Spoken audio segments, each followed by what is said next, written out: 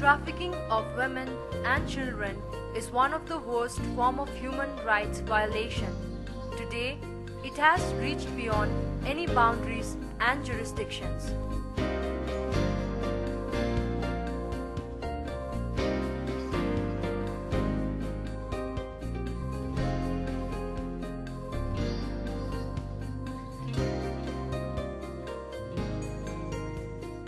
Combating trans-border trafficking and HIV requires joint efforts and concrete actions by all stakeholders ranging from prevention, protection and prosecution.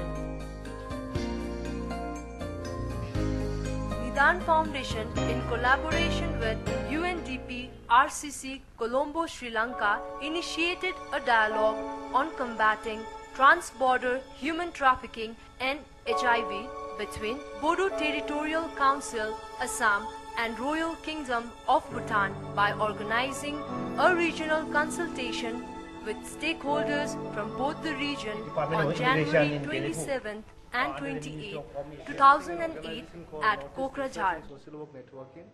We are dealing with spectrum of issues like through 2 days consultation and dialogues, the need of developing standard operating procedure was recommended on trans-border human trafficking and HIV between them, on rescue, repatriation and reintegration of trafficking-related issues. Which is like something like a women's ministry in other countries, women and children's ministry, legal instruments within the... I'm Jackson from Mom. From the 2 days consultation, core working group and advisors were nominated by the participants to work on standard operating procedure. There's a place in your heart, and I know that it's love. It's a place much brighter than tomorrow. Actually, I don't think yourself very qualified to make any comment. The drafted standard operating procedure was further reviewed and reframed in the second round of regional consultation, which was held on September 21st and 22nd, 2009 at Kokrajhar with the support of US Department of the State.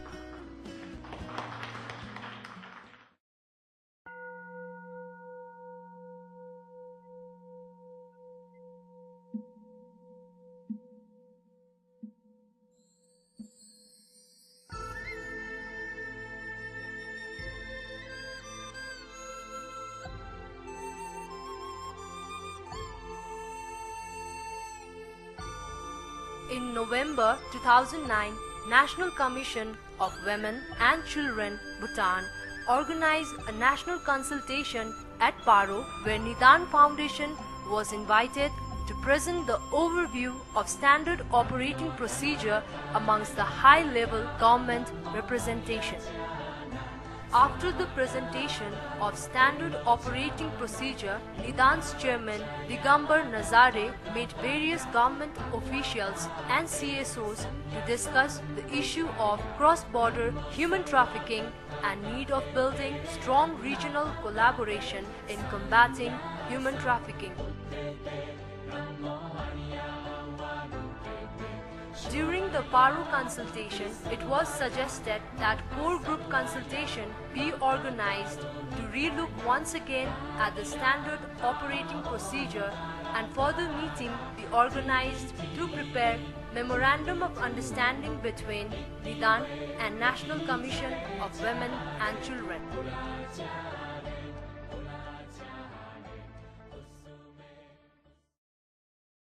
On May 17th and 18th, 2010, Nidan organized a core group advisors and stakeholders consultation with the support of Dan Church Aid South Asia.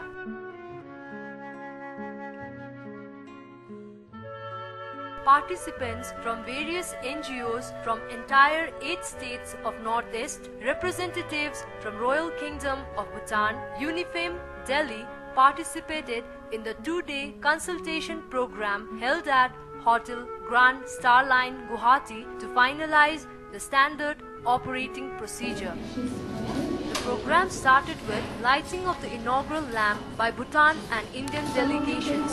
Ms. Padmini Brahma, program coordinator of Nidan Foundation, welcomed all the participants, and Mr. Digambar Nazare, chairperson of Nidan Foundation, briefed objectives of the 2 days consultation. It has been our privileges, in fact, from 2008 onward, our struggle to make these regional collaborations into this level today. And this whole consultation, what we have termed here, is to finalize the SOP which we have struggled from 2008, 2009 till today. To set the tone, 20 minutes film sold on human trafficking by MTV was shown at the consultation, which was much appreciated by the audience. No control over the money you earn after doing something you were forced to do. Imagine not being able to teach. Mr. Digambar Nazare, chairperson of Nidan Foundation, also gave a brief on the emergence of Trans-Border Human Trafficking Initiative between Bodoland Territorial Council and Royal Kingdom of Bhutan. Meetings after the consultations with one-to-one dialogue with the various parts in the southern Bhutan especially, it has really given us opening up of what we call 700 open border with India and Bhutan. Mr. Anindit Roy Chowdhury, Resource Mobilization Officer of Unifame, New Delhi, spoke in brief of the minimum standards on trans-border rescue, repatriation and reintegration. As a whole, migration also is a human right. So therefore we all have the right to migrate for a better life. So therefore the consistent Mr. Arun Pandey, chairperson of Anyay Rahit Zindagi, Goa, spoke on the role of the magistrate, law enforcement agencies in protection, persecution, as they have been proactive in rescuing and repatriating in the state of Goa. To prevent, protect, prosecute, and prevent re-trafficking also. But you rightly said that SOP, which we are discussing. After receiving various inputs, the floor was set for discussion on how the standard operating procedure should be. What more should be included? The participants were divided into groups, Bhutan delegation and Northeast, where they discussed and gave their views on drafted standard operating procedure. Next day, the groups were ready with their views and suggestions, and Ms. Pema Galmu from National Commission of Women and Children, Bhutan, presented it. Gratitude to Mr. Chowdhury, Mr. Arun, Mr. Vijay for joining the team for your contributions to the group work. Thank you so much. Mr. Prasanjit from SOS Children Village, Guwahati, presented Northeast Group representing India. We are the presenter of the presentation of the content, of the issues. Finally, Mr. Manavendra Mandal, National Coordinator of Action Against Trafficking and Sexual Exploitation of Children, spoke a brief on repatriation protocol between West Bengal and Bangladesh. So, they are simple, but the debate there, in the country of origin, that since they have got HIV/AIDS, after brainstorming session for 2 days, the group finally decided that it was too less time to finalize such an important procedure, which would be a key instrument in combating trans-border human trafficking. It was decided that National Commission of Women and Children will hold a core group meeting at Gelapur, Bhutan on October 2010, where government representatives from both the regions will be invited to finalize the standard operating procedure.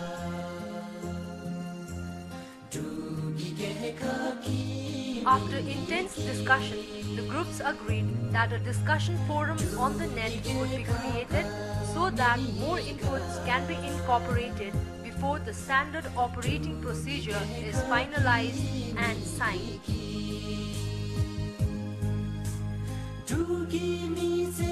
Finally, coming to an end. Ms. Padmini Brahma of Nidan Foundation finally thanked all the participants for attending the 2-day seminar and sharing their views and joining hands in fighting the war against worst form of human rights violation, that is trafficking.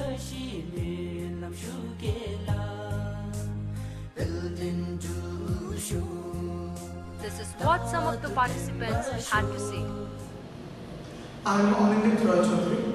I work for UNIFEM in South Asia.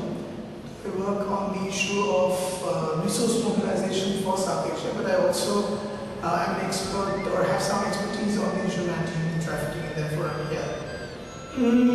What is important is that this is, for UNIFEM's perspective, this is a situation where we are trying to enable two governments. One is the government of Bhutan and the other is government of India, to be able to draw out what is a standard operating procedure for... My name is Udin Raptan, better known as Raptan mostly in DTC and this part of Assam.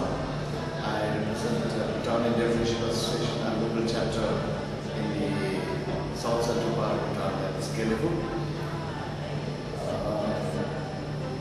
What could I say now? If I am asked to say something about this workshop seminar that we are attending today here, I feel it's a wonderful effort that the engineers are making, because I think it's high time that people should do something to curb human trafficking, because this is what it is all about.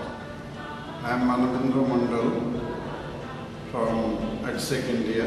I also belong to ADSEC South Asia, which is now present in 5 countries.